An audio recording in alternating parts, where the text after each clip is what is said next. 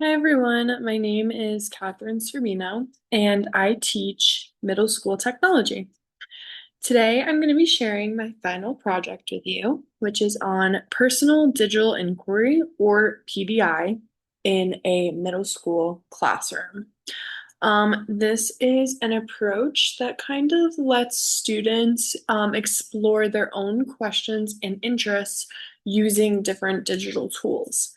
PDI helps students build their voice, their research skills, and I just wanted to spend a little bit of time today walking you through kind of how it works and why it matters. So, what is personal digital inquiry, or PDI for short? PDI is student-led digital research projects that center student curiosity. It encourages exploration of personally meaningful questions and builds essential skills like source evaluation, synthesis, and multimedia communication. So PDI kind of reimagines that traditional research assignment where you are giving a student the topic and saying, okay, this is what you're researching. This is how you have to do it. These are your requirements. You must do it this way.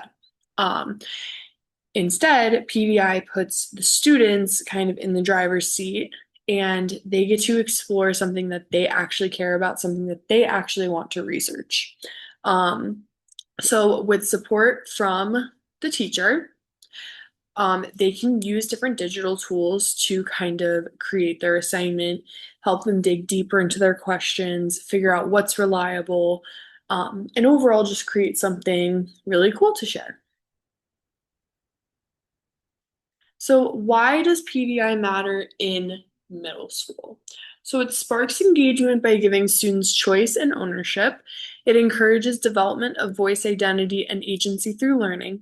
And it aligns with real world digital literacies and participatory learning practices. Middle school is definitely a time where students are trying to figure out who they are or who they want to be. And something that I notice with my middle schoolers is they're always craving like having a choice. They want to choose what they have to do, and they also crave having a voice. So they want to always share their opinions and kind of let everybody know what they're thinking. So PDI actually gives them a chance to do that using different real world literacy skills that they need. It goes beyond just reading and writing, but it goes into navigating digital information. It goes into different visuals and different kinds of collaboration. I put this quote in. It says, as a scaffolded framework for teaching and learning, PDI cultivates children's participation, deliberation, and action through online inquiry and digital delivery. And what I took away from this quote from Wargo was basically just that PDI supports our students not to just learn, but to become active participants and make more meaning in these digital spaces. So I really liked that quote and I wanted to add it into here.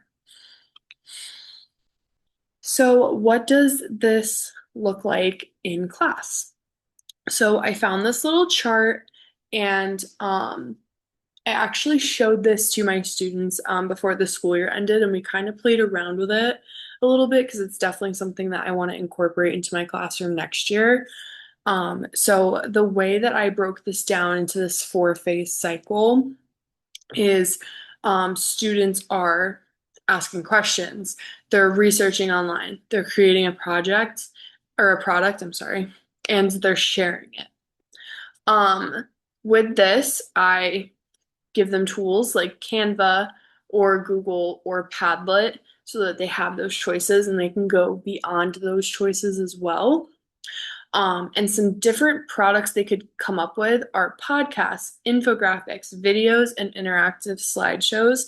Um, all things that I think students really love to make. The podcast world is so big right now.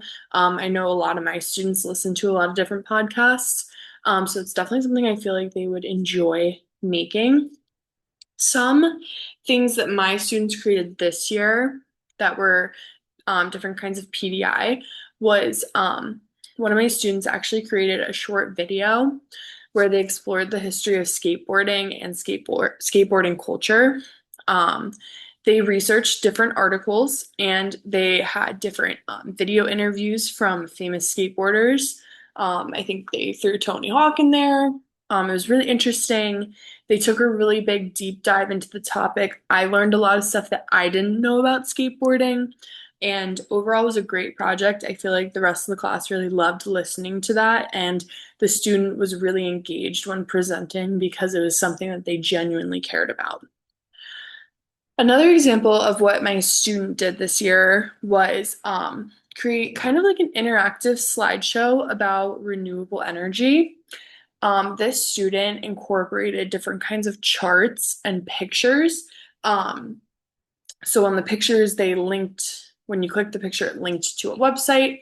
And this was about renewable energy, explaining how solar and wind power work specifically. So it was really cool to see kind of how they took a topic that maybe some middle schoolers would not really enjoy researching, and they kind of went off with it and kind of made it their own. And this student really did enjoy researching this as well, and they did a great job creating something that they were really proud of. So that's just kind of some ways how it can look in an actual class setting.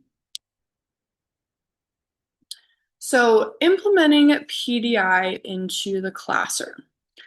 Um, so you can start small with like teacher modeled mini inquiry activities to kind of help build student confidence. If you kind of just throw out to a student like, hey, you can create a project on whatever you want, they might be like, I have no idea what to do it on, and it could make them anxious, it could frustrate them. So if you just start with small things to kind of help the students be like, hey, like, I know what I'm doing. I know that I can research this topic and I can be really successful in it. So starting small, I think, is a great place to introduce PDI. You could create structured supports like checklists or research logs to kind of help the students stay organized, and even for us teachers to conference with students regularly to help them to stay on track. I also think that reflection is key here. After each stage of you teaching PDI to your students, if you kind of just go back and conference with them and help them to think about what they learned and how they learned it, I think could be really beneficial. Overall, all these things, just implementing it into the classroom so that you can be successful and not just throw out an idea and have the students kind of like figure it out, because they do need your help still in learning what it means to research whatever they want and make a project on whatever they want. So, what does the research actually say? So, I just took a couple short ideas from a few of my sources. So, from Wargo's work, overall, it just empowers PDI empowers students' voice and identity. I feel like it highlighted how inquiry projects let students express themselves and connect their learning to real world issues that they actually care about. So I found that interesting. Um, Coiro, excuse me if I butchered that, um, and colleagues, they kind of emphasized the importance of balancing student choice with teacher guidance to keep learning meaningful but also rigorous at the same time. Um, and a due study that I read, I found that inquiry-based learning definitely increases motivation and helps students develop important skills like goal setting or self-monitoring.